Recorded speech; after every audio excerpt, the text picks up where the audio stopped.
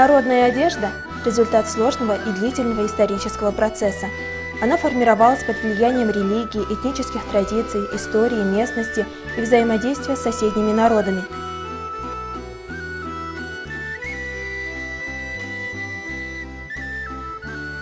Уникальность кряшенской культуры в том, что она несет в себе яркие следы тюркских традиций, и в то же время там имеются шикарные элементы, которые связаны с местными финно-угорскими народами. Вплоть до 30-х годов XX века в быту кряшен и значительную роль продолжало играть домашнее ткачество с целью изготовления тканей для пошива одежды. Это следует объяснять не столько низкой покупательной способностью населения, сколько его приверженностью к своим традициям.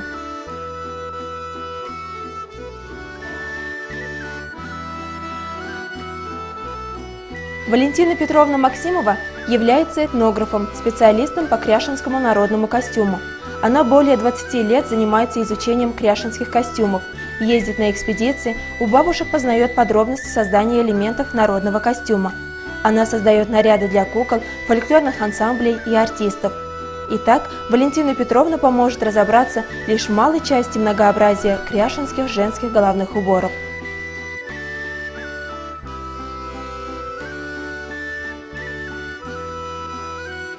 Девушки-кряшенки, в отличие от женщин, заплетали волосы лишь в одну косу. Она располагалась на спине, оставалась открытой или слегка прикрывалась накосным украшением шашкап.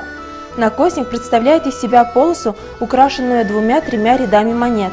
В середине 19-го, начале 20-х веков в качестве девичьего головного убора бытовали колпаки. Колпак-шашак – это вышивка, тамбурная вышивка.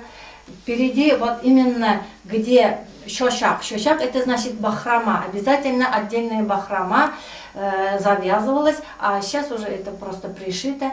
Вот эта вышивка, это уже тоже, как бы сказать, нетрадиционная вышивка, потому что более такие ранние колпаки, которые вот хранятся еще в музее, там в основном лента и еще вышита только с счетной гладью вот эта часть. Счетная гладь – это старинная кряшенская техника вышивания.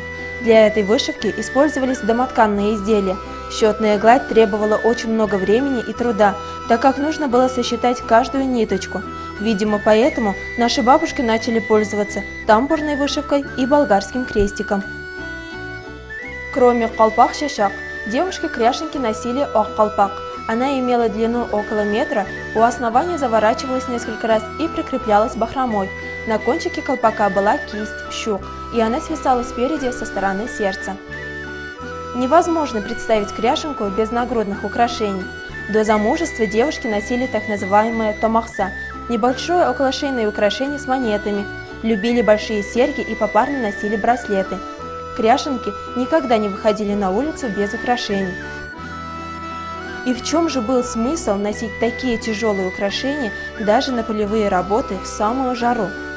Не только у кряшен, у всех языческих народов до сих пор, у удмуртов, у малейцев, у чуваш, у кряшен, у них до сих пор считается, что это как бы оберег.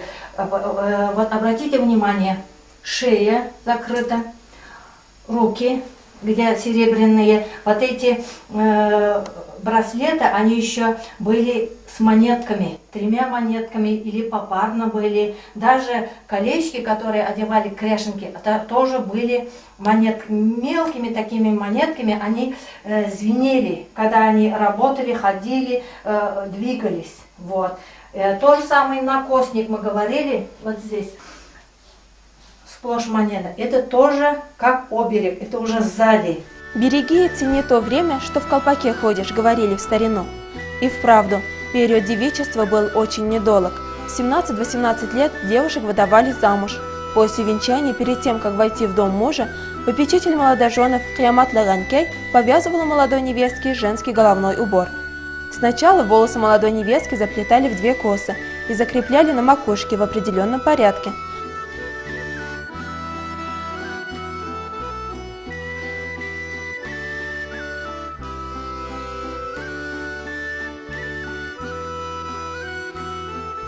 На голову надевался волосник, мелянщик, специальный тканевый колпак, который женщина не снимала даже во время сна. Если дома в повседневной жизни поверх волосника повязывали платок, то, выходя на люди, надевали головной убор сюряке. Вот это налобная часть, вот эти крылья, а это хвост. Называется сюреке. Некоторые говорят, что это от русского слова сорока, но это спорный вопрос, потому что мы еще не знаем. Может, русские взяли это слово для своей сороки, потому что у марийцев тоже есть сорока, у них называется, у кряшен сюреке, у русских сорока.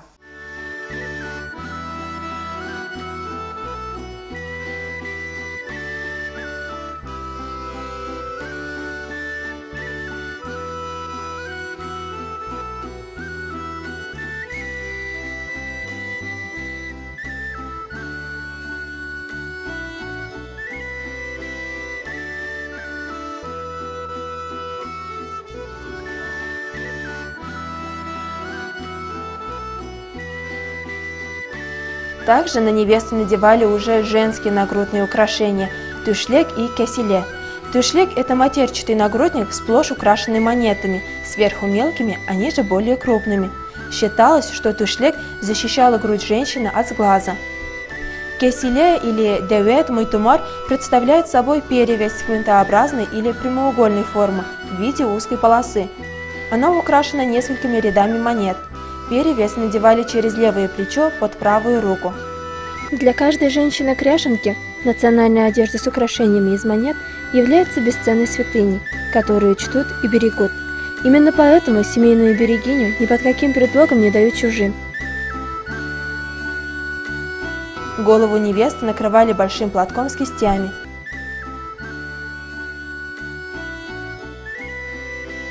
В доме мужа свекровь снимает платок и надевает на невесту обрядовое покрывало тугерекеулах. Оно имеет прямоугольную форму. Края платка по всему периметру украшены тяжелой бахромой из шелка буро-красного цвета.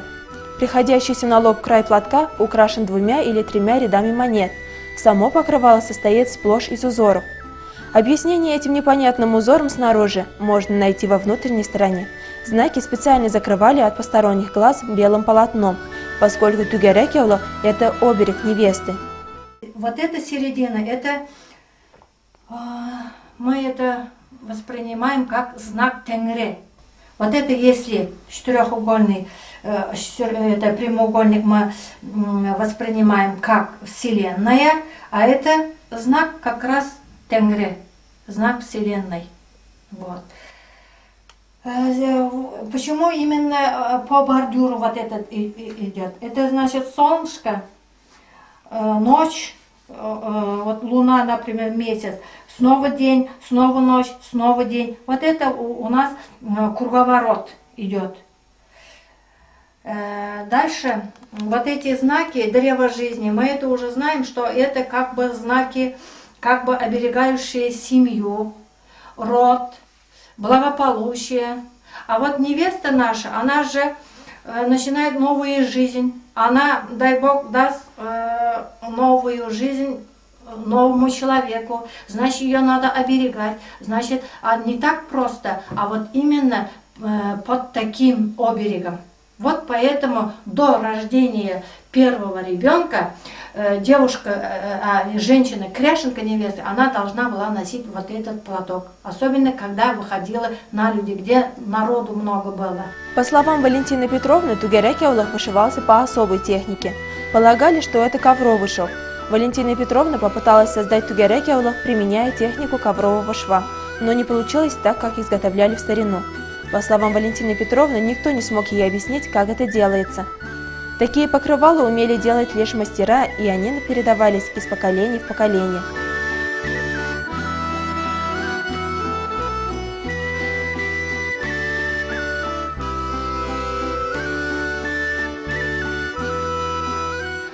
Но через год она вот снимет это.